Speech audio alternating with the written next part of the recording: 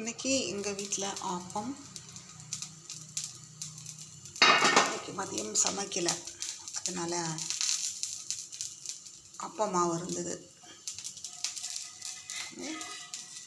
நான் தோசைக்கல்லில் தான் சுடுவேன், நல்லா வரும் சூப்பராக.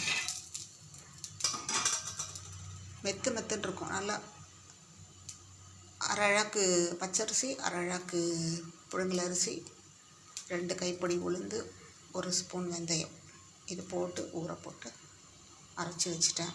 நான் இது சோடா மாவு இதெல்லாம் யூஸ் பண்ண மாட்டேன். அப்படியே புசு புசுன்னு வர பாருங்கள், எப்படியாவது பாருங்கள்.